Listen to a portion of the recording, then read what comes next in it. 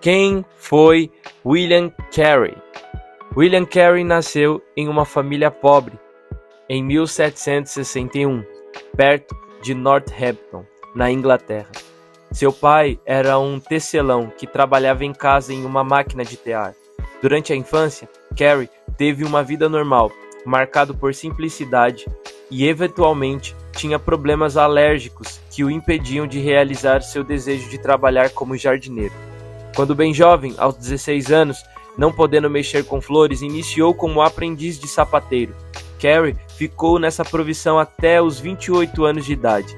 Ele converteu-se aos 18 anos e ingressou na Igreja Batista, um dos menores grupos dissidentes de seus dias. Na sua investigação, referiu-se à denominação que fazia parte como batista particular. Após sua conversão, desenvolveu o hábito de estudar a Bíblia nas horas livres. Foi em 1781, com 19 anos, William Carey se casou com Dorothy, cunhada de seu patrão.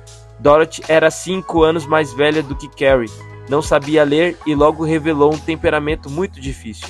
No casamento reinava pouca harmonia e, para dificultar ainda mais a vida familiar, os problemas econômicos eram comuns, tornando-se mais intensos com o crescimento da família e a responsabilidade de Carey no cuidado de sua cunhada e de 4 sobrinhos após a morte de seu patrão. Durante certo tempo, William Carey acumulou as funções de pastor, professor de tempo parcial e sapateiro na sua pequena aldeia. Na verdade, desde a juventude ele atuava como pregador leigo, mas só em 1785 recebeu o convite para ser pastor em uma pequena igreja batista. Mais tarde foi chamado para pastorear uma igreja maior em Leicester, mas mesmo assim ainda precisava trabalhar em outras atividades para sustentar a família. Como pastor, Carey revelava uma preocupação muito grande com o estudo.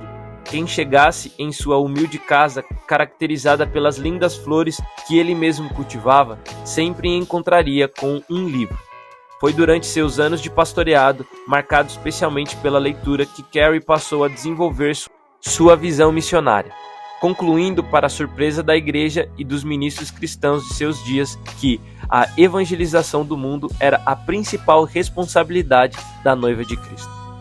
Uma das dificuldades que William Carey teve que enfrentar para incluir a necessidade do envio de missionários às nações pagãs foi o hipercalvinismo, reinante em seus dias, segundo o qual a conversão dos pagãos ocorreria caso o Senhor quisesse, sem o auxílio de quem quer que fosse.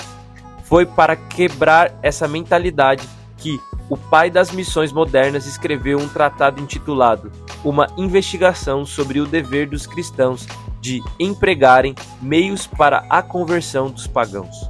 Tratava-se de uma exposição e análise do mundo de seus dias que refletia a necessidade urgente da pregação do Evangelho às nações de todos os continentes.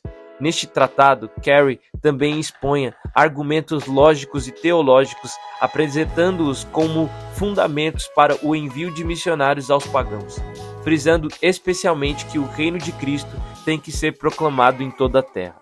Num sermão sobre Isaías 54, 2-3, dirigida ao grupo de pastores batistas em Northampton, no dia 31 de maio de 1792, Carey reforçou os apelos constantes das suas investigações e pronunciou a frase que se tornou célebre como a filosofia de trabalho do grande missionário: realizar grandes coisas para Deus, esperar grandes coisas de Deus. A força dos argumentos de Carey e o vigor de seu entusiasmo resultavam na formação da Sociedade Missionária Batista, organizada em setembro de 1792. Menos de um ano depois, em junho de 1793, ele e sua família partiram para a Índia como um membro da referida sociedade. Carey chegou a Hogley no dia 11 de novembro de 1793, marcado o início da grande era das missões além-mar, promovidas pela Inglaterra e Estados Unidos. Em virtude da oposição da Companhia das Índias Orientais, a família de Carey foi para o interior da Índia e logo depois para Malda. Ali, William Carey se dedicou a aprender a língua bengali e se aventurou numa tradução do Novo Testamento para essa língua. O trabalho, contudo, revelou-se um fracasso. pois Carey não tinha habilidade e redação. Conhecia muito pouco da dinâmica da língua e a tradução tornou-se ininteligível. Isso não desanimou o infatigável missionário que refez a tradução até que pudesse ser compreendida pelo povo bengalês. Trabalhando em Malda, numa fábrica de anil, enfrentando terríveis problemas familiares, como se verá a seguir, Carey não desanimou. Além de se empenhar firmemente na tradução da Bíblia, Carey também atuava como pregador. Fundava escolas e em 1795 inaugurou uma igreja batista em Malda, que contava com 4 membros ingleses. É verdade que o povo bengalês comparecia a centenas para ouvir a mensagem do Evangelho, mas, ao fim de 7 anos de trabalho em Malda, Carey não tinha sequer um convertido que pudesse apresentar como fruto de seu ministério.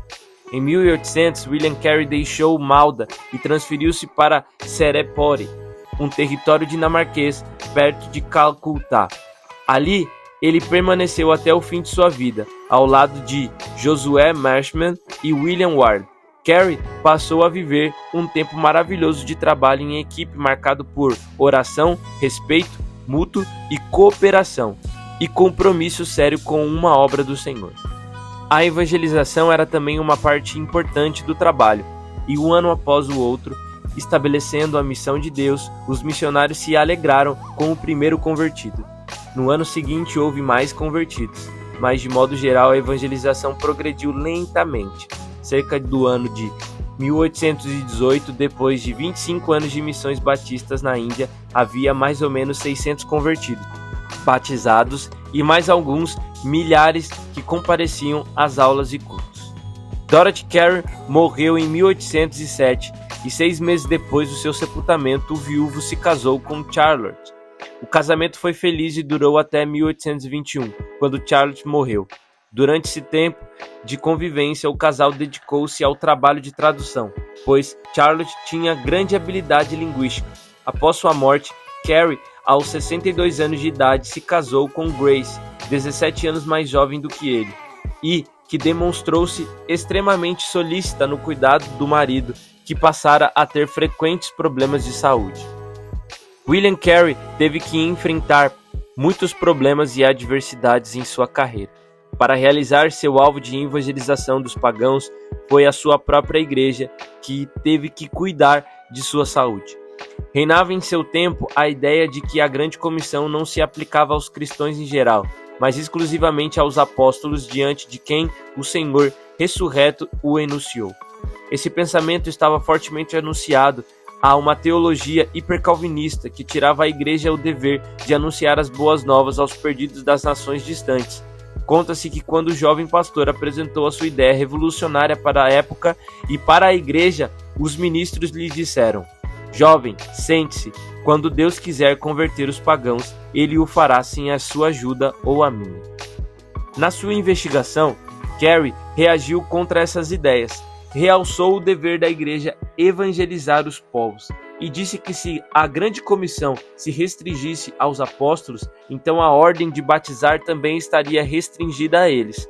Ademais, argumentos se só aos apóstolos se aplicavam as determinações da grande comissão, os ministros que têm pregado o evangelho a outros povos têm agido sem autorização de Deus.